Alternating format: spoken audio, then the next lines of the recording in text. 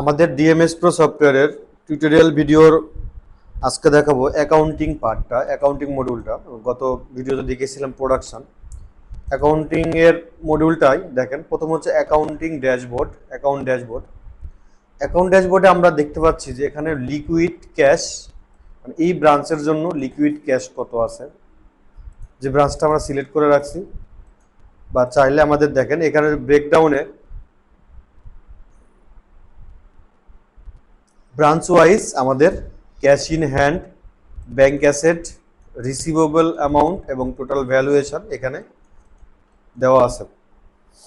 এখানে ব্যাংকের পোর্টফোলিওতে কত ব্যালেন্স আছে, পার্টনার ইকুইটি কত আছে, মার্কেট রিসিভেবল, অ্যাকাউন্ট রিসিভেবল কত আছে, এখানে সব কিছু দেখাতেছে। এখানে হচ্ছে ম্যানেজমেন্ট ডিরেক্টরিজ, এখান থেকে আমরা অডিট করতে পারবো, আমরা জার্নালগুলো দেখতে পারবো। আমি স্টেপ বাই স্টেপ দেখাই। এরপর আমরা আসি চার্ট অফ অ্যাকাউন্টের। যারা জানেন যে চার্ট অফ অ্যাকাউন্ট কি, এটা হচ্ছে অ্যাকাউন্টিংয়ের বা একটা সফটওয়্যারের একটা হার্ট বলতে পারি, বা একটা হিসাব বা লস প্রফিট ক্যালকুলেশনের হার্ট বলতে পারি। যেটা ছাড়া আমরা কখনোই প্রপারলি একটা কোম্পানির লস প্রফিট মেনটেন করতে পারি না, বা লস প্রফিটের হিসাবগুলো বের করতে পারি না।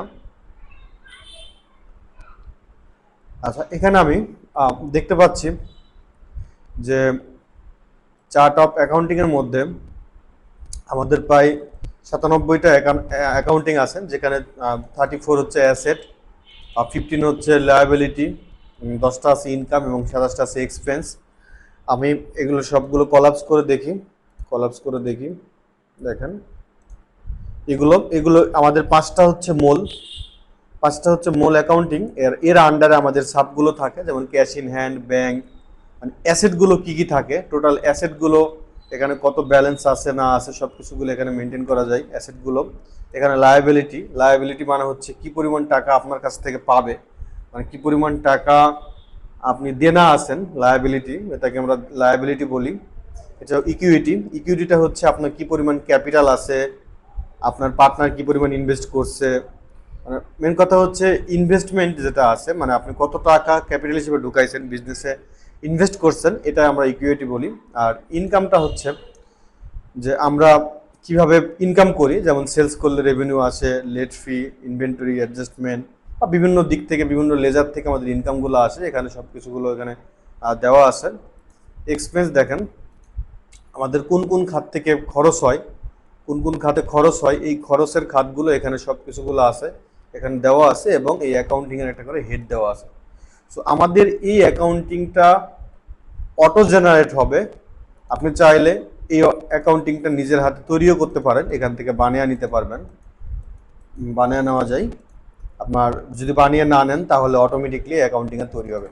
তো জার্নাল জিনিসটা কি দেখেন, জার্নাল জিনিসটা হচ্ছে আজকের দিনে যে পরিমাণ, আমি জার্নালটা একটু পরে বোঝাই, আমি আমি অল ট্রানজ্যাকশনটাকে বোঝাই। দেখেন অল ট্রানজ্যাকশন জিনিসটা কি, আমরা এই সফটওয়্যারটি ব্যবহার করার সময় আমরা স্টক অ্যাডজাস্টমেন্ট করতেছি, পারচেস করতেছি, ইম্পোর্ট করতেছি, সেল করতেছি, পেমেন্ট করতেছি, যা কিছুই করি না কেন, যত কিছুই করি না কেন, আমাদের দেখেন এখানটাতে একটা ট্রানজ্যাকশন হচ্ছে, লেনদেন হচ্ছে।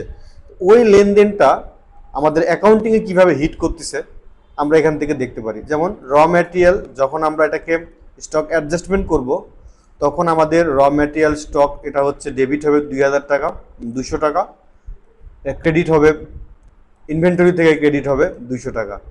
র ম্যাটেরিয়াল স্টক এখানে হচ্ছে আরেকটা যেটা আছে সেটা হবে হচ্ছে আমার 600 টাকা ডেবিট হবে, এবং এটা 600 টাকা ক্রেডিট হবে। তো এইভাবে আমাদের যখন পারচেস করব তখন ডেবিট ক্রেডিট হবে, পারচেস যখন রিটার্ন করব তখনও দেখেন ডেবিট ক্রেডিট হবে। তার মানে প্রত্যেকটা অ্যাকাউন্টিংয়ের মধ্যে আমার ডাবল এন্ট্রি হবে, মানে হবে। সো ডাবল এন্ট্রি কেন হবে? ডাবল এন্ট্রি হবে হচ্ছে আমাদের ট্রায়াল ব্যালেন্সটা মিলানোর জন্য। আচ্ছা, আমরা যখন ট্রায়াল ব্যালেন্সে যাব, দেখেন ট্রায়াল ব্যালেন্সটা কি। ট্রায়াল ব্যালেন্সটা হচ্ছে আমাদের ই ব্রাঞ্চের এগেনস্টে আমাদের যে পরিমাণ ডেবিট হবে ঠিক সেই পরিমাণ আমাদের ক্রেডিট হতে হবে। যদি আমাদের ডেবিট এবং ক্রেডিট সমান না হয় তাহলে আমাদের অ্যাকাউন্টিংয়ের সমস্যা আছে। সো আমরা দেখতেছি এখানে আমাদের ডেবিট ক্রেডিট মিলে গেছে, তার মানে আমাদের অ্যাকাউন্টিংয়ের কোনো সমস্যা নেই। আমাদের এখানে দেখেন ক্যাশ ইন হ্যান্ড কী পরিমাণ আছে, তারপর ইনভেন্টরিতে কী পরিমাণ প্রোডাক্ট আছে, সব কিছু এখানে অ্যামাউন্টগুলো দেওয়া আছে। এটা আপনি চাইলে ইজিলি বুঝতে পারবেন। আপনি চাইলে এখান থেকে প্রিন্ট করে আপনি এটাকে প্রিন্ট আপ করে রাখতে পারবেন, বা আপনি চাইলে যে কোনো টাইম পিরিয়ড অনুযায়ী বা ডেট পিরিয়ড অনুযায়ী আপনি এটাকে প্রিন্ট করে রাখতে পারবেন যে আপনার এই সময়ের মধ্যে আপনার ডেবিট ক্রেডিটের ব্যালেন্সটা ঠিক আছে কিনা। আচ্ছা, এই ছিল ট্রায়াল ব্যালেন্স। এরপর আমরা যাব লস প্রফিটের হিসাবে। এখান থেকে খুব ইজিলি আমরা লস প্রফিট ক্যালকুলেশন করতে পারি। দেখেন, এই ব্রাঞ্চ নেট পারফরমেন্স, সে এই পরিমাণ টাকা সে কি পজিটিভ পারফরমেন্সে আছে, তার মানে টোটাল এক্সপেন্স হয়েছে কত টাকা, রেভিনিউ করছে কত টাকা, এই সব কিছু যোগ বিয়োগ করার পর আমরা দেখতেছি সে এই পরিমাণ টাকা সে প্রফিটে আছে। এটা আমরা ব্রাঞ্চ ওয়াইজ বের করতে পারি, আমরা হচ্ছে এখানে মাস ওয়াইজ বের করতে পারি যে এক মাসে কত প্রফিট করছে, তারপর হচ্ছে আমরা লাস্ট মাসে কত করছে, বছরে কত করছে, এই সব কিছু আমরা বের করতে পারি।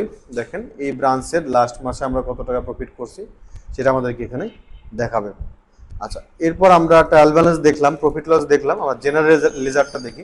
জেনারেল লেজারটা হচ্ছে যে ঢাকা ব্রাঞ্চের এগেনস্টে ব্যাংক অ্যাকাউন্টে কি পরিমাণ টাকা আমাদের লেনদেন হয়েছে, সেই লেনদেনের আলাদা আলাদা আমরা যে অ্যাকাউন্টিংয়ের মধ্যে দেখলাম যে আলাদা আলাদা যে ভাউচার আছে, যে জার্নাল আছে, দেখেন এগুলো সবগুলো এক একটা করে জার্নাল এই জার্নাল। তো এই এক একটা জার্নাল ওয়াইজ, প্রত্যেকটা জার্নাল ওয়াইজ বা লেজার ওয়াইজ আমরা কিভাবে এটাকে ডিটেলসগুলো দেখতে পারি।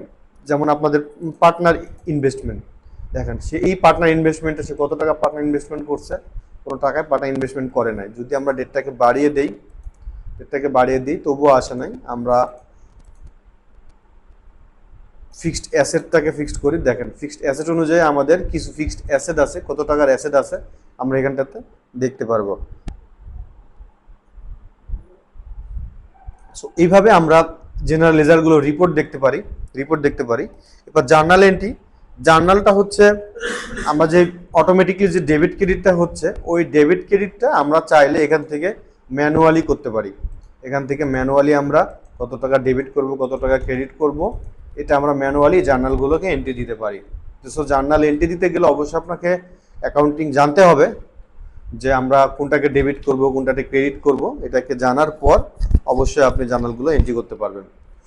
সো আমাদের প্রত্যেকটা ট্রানজেকশনের এগেনস্টে দেখেন, আমি সিঙ্গেল প্রত্যেকটা ট্রানজেকশনের এগেনস্টে কিন্তু আমাদের এই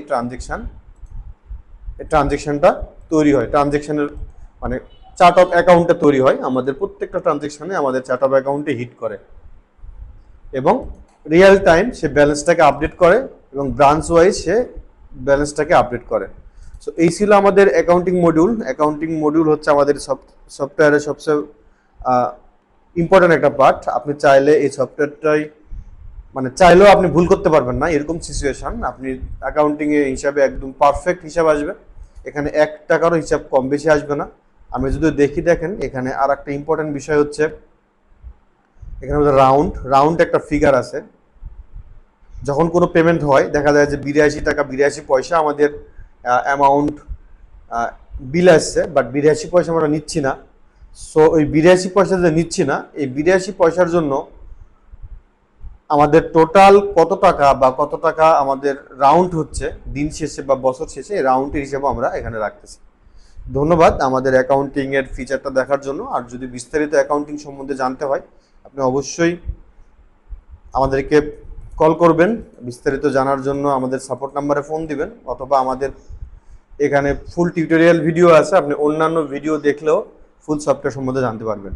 আর সফটওয়্যার যদি আপনি নিতে ইচ্ছুক হন তাহলে অবশ্যই আমাদের ওয়েবসাইটে গিয়ে ওখান থেকে ডিরেক্টলি আপনি রেজিস্ট্রেশন করে সফটওয়্যারটি অ্যাক্সেস নিতে পারবেন। ধন্যবাদ সবাইকে।